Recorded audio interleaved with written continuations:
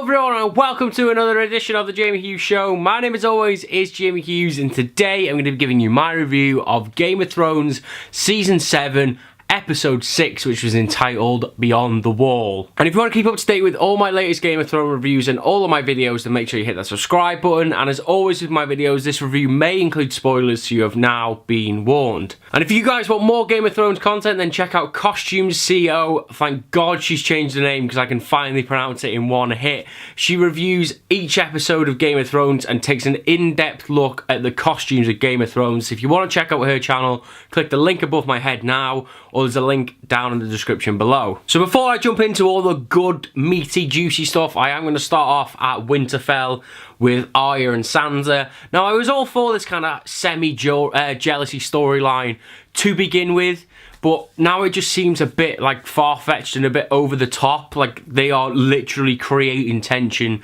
for the sake of creating tension, and it feels like they haven't really got a storyline for the Stark girls, so they're just creating this really kind of odd jealousy angle.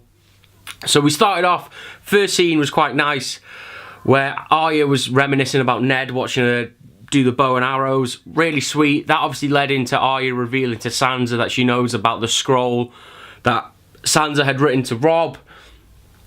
I think end of season 1 it must have been, saying that Ned was a traitor and all that stuff.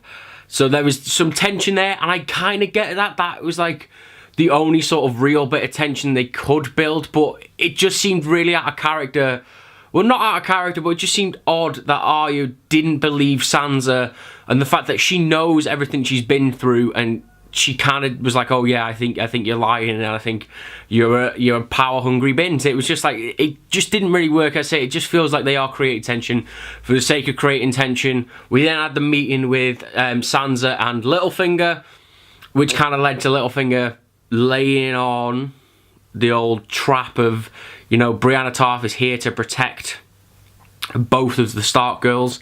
So if, you know, anything was going wrong, then, you know, Brienne can sort you out. So then in the very next scene, Sansa sends Brienne of Tarth away to King's Landing for a meeting. Now, I have a theory here, and I don't know how crazy this is going to sound, but maybe Arya has killed Littlefinger and was wearing his face, and that's why Littlefinger laid down the old little plot of, you know, whilst Brienne of Tarth here, she can protect you. So that is why Sansa has sent Brienne of Tarth away. It was all a ploy by Arya to get Sansa on her own and make her feel vulnerable. It's probably a little bit out there, but who knows? It's the Game of Thrones. Who knows what's going to happen? So then obviously that leads on to where Sansa found the faces, and then Arya just got really weird again. Like, it just got really odd. Like, oh yeah, I'm just going to whip a blade on my sister. Like, we've been through all this stuff together, but I can take your face and I can pretend to be the Lady of Winterfell. So it's just a bit jarring, this storyline. Like, I get it. I get what they're trying to do, but I just don't think it's been executed that well at this moment in time. Obviously, we've got next week's episode where we can maybe expand on the story. Maybe my crazy theory will come true, who knows? But, you know, for the moment, it's doing a job, but it just seems a little bit odd. And also, I've just got to add, where was Bran? Like, Bran is like the most important, as much as I don't like that, he's the most important character in Game of Thrones at this moment in time. Wasn't even in this episode. They were in Winterfell. Where was he? I'm not being funny, he hasn't gone out for a run. He's just sitting around in Winterfell somewhere. Surely, like, he knows what's going on. Why are they not expanded on all the crazy shit that Bran knows? We just need more Bran in the next episode, I think. For me, as much as I don't like that, we do need some more Bran. So we had a couple of scenes with Daenerys and Tyrion after that. The first scene was obviously, they were talking about this possible meeting that's going to happen with Cersei, where Cersei's possibly going to be setting a trap for them, so they need to be prepared. And Tyrion obviously set the thing out of, let's take everyone with us, let's take all the dragons, let's take all the soldiers, and if they lay a hand on you, then we will burn King's Landing to the ground. Daenerys was a bit more sceptical. They had a bit of a back and forth. I can't really remember it. It wasn't too, like, heated. But then the next thing that Tyrion talked about was obviously that Daenerys can't have children, so they need a backup in place. And I really kind of like this scene because it was again, it created that friction, a little bit of friction between Tyrion and Daenerys, because Tyrion's right in a sense, you know, they need a backup plan, they need a long-term plan. But Daenerys is obviously thinking short-term, she needs to get to the throne first. And I just really like that little dynamic with them. And in this scene, I did feel like, after last week where they were talking about, obviously, the Tarleys getting burnt, they obviously spoke about that, then I did feel like Daenerys was still kind of being a bit of, a bit of a dick, to be honest with you. I felt like her father was coming out of her in this scene just a little bit more again.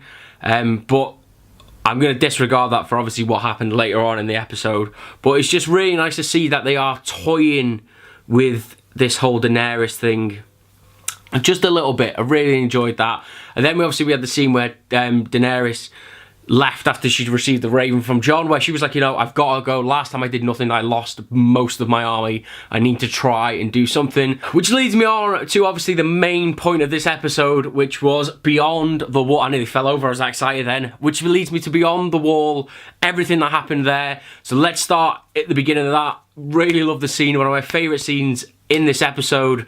Started off just a little fun thing of Tormund and Clegane, and he was like, you don't like wildlings? He's like, I don't like gingers. It's just a really, really fun scene, a bit of comic relief that we really needed in this episode, and that we don't see a lot of in Game of Thrones, so I enjoyed that little placement of that. We then moved on, we had the bear attack. Really loved this. It was probably minus Jon. Yeah, probably minus Jon, I think, and maybe and the wildlings. You know, it's their first real taste of what is to come with the polar bear attack. Really loved how vulnerable everybody felt.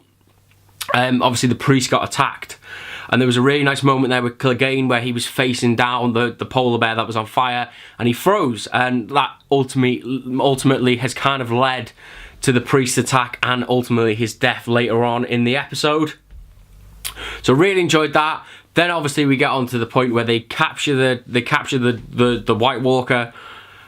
The White Walker's screaming, and then it was just a really, really nice flashback to Hardhome, where that big old avalanche was rolling down the hill, and obviously Jon and Tormund knew what was coming, and behold a pale horse, and death came with it, because there they all were, all the White Walkers. They chased them onto the river. Really love that scene where they all managed to just get across. The ice starts breaking, and then they are surrounded by White Walkers. Night comes. Sadly, the priest dies. He dies of the cold. Jon obviously realizes they have to burn the body. Then moving on a little bit more, Clegane throws a stone. They realize then that the White Walkers realize that the ice is walkable. And then ensues probably, I want to say, yeah, bullshit, I'm saying it, my favourite sequence of Game of Thrones ever. It was just so cool. We had all of the cool guys. They were like the Snow Avengers. Let's call them the Snow Avengers just for this reason. We had the Snow Avengers getting pushed back, but all the White Walkers were pinning them in.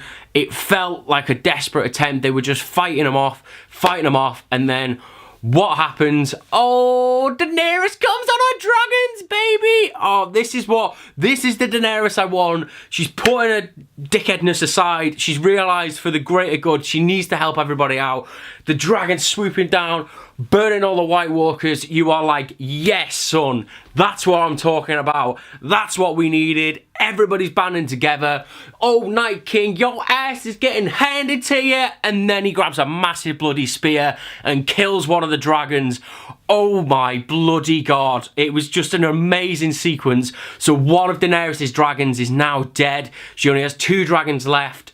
The dragon goes sinking into the water like, oh my god, like you just can't believe this has happened. We obviously seen a couple of weeks ago, very reminiscent, these 2 scenes actually, of just after the battle where they ambushed Bronn and Jaime. Very similar stuff happened. It was kind of almost a parallel at points, but you know, she had the 3 dragons, and one of the dragons has been killed by the ice spear. So cool, but so heartbreaking, because you know, Daenerys has realised now that she is vulnerable. They all kind of realised they're vulnerable as they were sitting on Drogon, getting ready to fly away.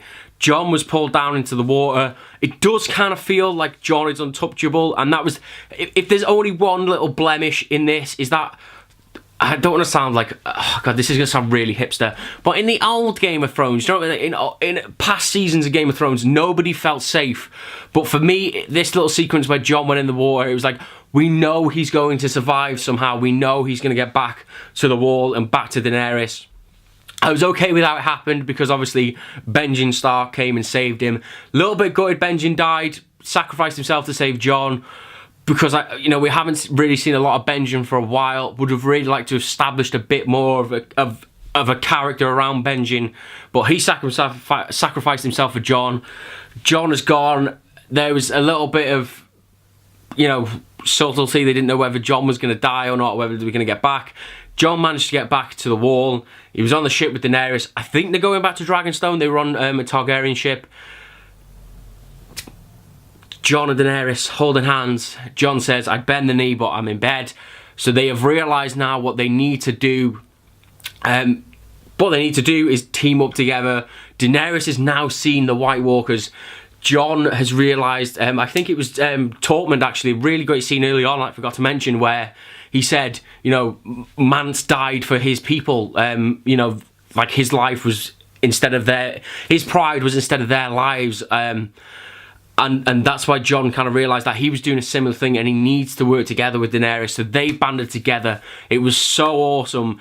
It was just, and again, it was just full of almost sexual tension. I was like, Jesus Christ, I'm really getting a semi-love on myself here. Them looks that Daenerys was giving Jon while he was on the bed. She was like, yeah, damn boy, I want a bit of that Targaryen bastard blood. And it was just great because it's building towards something now, something huge. They are working together. I think they're going to get it on. As I said, this scene oozed sexual tension. When they were holding hands, it was just like, oh man, she's going to get him. She obviously knows now as well, before I nearly wrap this up, she knows that obviously he has been stabbed now because she's seen all of the stab wounds on his body. So she knows that he may have been brought back in some way. I'm not sure how that's going to factor in the future. It's just kind of cool that she knows now that maybe Jon is the real deal. Maybe that's why she's come around to the fact that she needs to help Jon. A really nice little scene where he was like, I'm really sorry that, one of your dragons has died.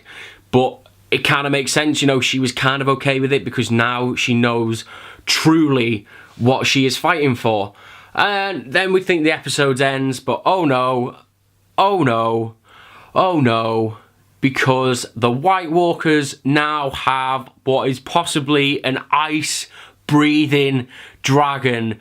Oh my God, I just couldn't contain. I had to have a sit down. I was sitting down already. I had to have 10 minutes before I started filming this review.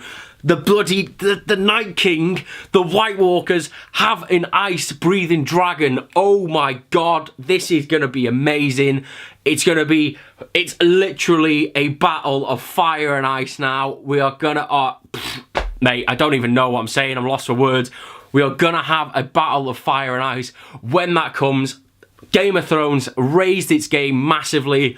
I just couldn't believe it. I am so excited for the season finale. I'm so excited to see what's going to happen going forward now. Don't think we're going to get the big battle that we expect next week. I think there's going to be a lot of wrapping up storylines, progressing storylines on into next season. But we'll have to wait and see. But oh my God, they have an ice-breathing dragon. Mind blown. It was brilliant. Probably one of my favourite end sequences of Game of Thrones ever. I think it just pipped hard home for that fact alone. Love this episode of Game of Thrones. I thought it was brilliant. There's probably stuff I've missed over because I was too excited. But a really, really story and character-rich episode of Game of Thrones. It made me feel stuff, which is what I love to feel. It was brilliant. Really, really great. So let me know in the comments below what you thought about Game of Thrones Season 7, Episode 6, which was obviously entitled Beyond the Wall. They went beyond the wall, and the wall the Beyond the Wall came for them. I don't know where I was going with that. But yeah, if you did enjoy this episode, then why not give it a subscribe and keep up to date with all my latest reviews, especially next week, because you will have my Game of Thrones Season 7 finale review coming this time next week. And if you also enjoyed this video, then why not give it a like as well. And I will see you in the very next episode of The Jamie Hughes Show and the next Game of Thrones review, which is obviously the season finale. And keep stepping. Ta-ra.